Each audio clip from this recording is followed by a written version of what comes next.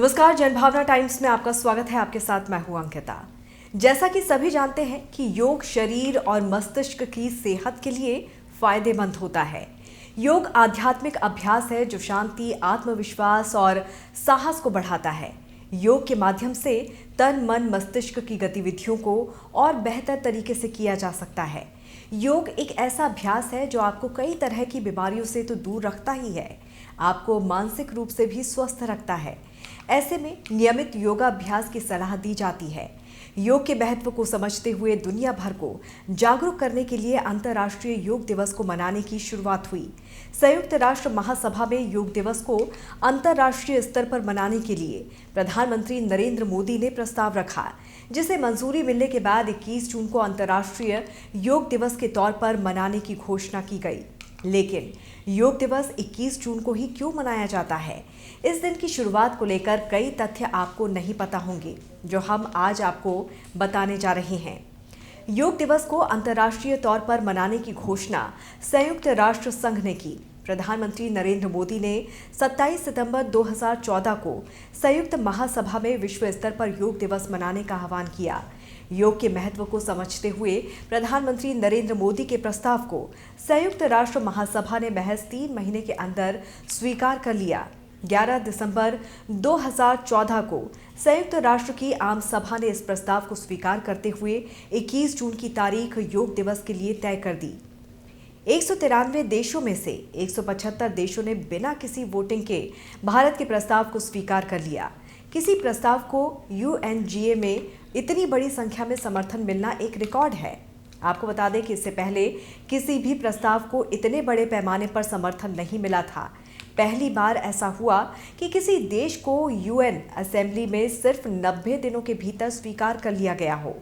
ये भी अपने आप में एक रिकॉर्ड है। विश्व स्तर पर योग दिवस को मनाने की शुरुआत 21 जून से हुई। पहली बार अंतर्राष्ट्रीय योग दिवस 21 जून 2015 को मनाया गया। पहला योग दिवस भारत में संचालित हुआ। पहले योग दिवस के मौके पर भारत में 2 रिकॉर्ड बनाए गए। पहला, भारत में 35,000 से ज्यादा लोगों ने एक साथ राजपथ पर योगासन किया। दूसरा, इस योग दिवस आयोजन में 84 देशों के प्रतिनिधि शामिल हुए। आपको बता दें कि 21 जून को साल का सबसे बड़ा दिन भी इसे कहते हैं। इस दिन को ग्रीष्म संक्रांति भी कहते हैं। इस दिन आम दिनों की तुलना में आज के दिन सूरज की किरणें ज्यादा देर तक धरती पर रहती हैं। इस कारण इसे बड़ा दिन माना जाता है। इस घटना के कारण ही 21 जून को योग दिवस भी मनाया जाता है। योग में इस घटना को संक्रमण काल कहते हैं। संक्रमण काल के दौरान योग करने से शरीर को बहुत लाभ मिलता है। दरअसल 365 दिनों में से 21 जून सबसे लंबा दिन होता है।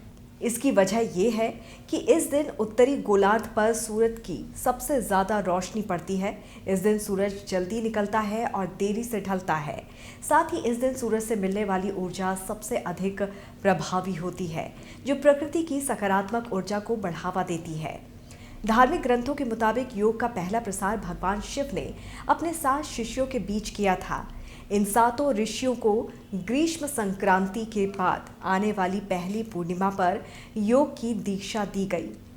इन सभी को शिव के अवतरण के तौर पर माना जाता है।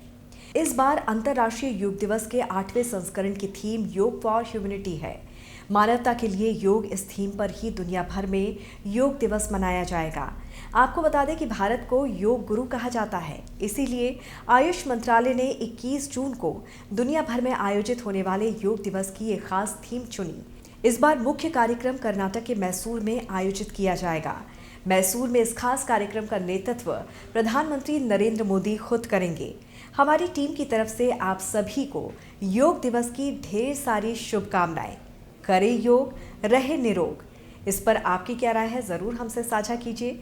देश दुनिया की तमाम खबरों को विस्तार से जानने के लिए आप हमारी वेबसाइट www.thejbt.com को लॉगिन कर सकते हैं। जुड़े रहिए जनभावना टाइम्स के साथ। नमस्कार।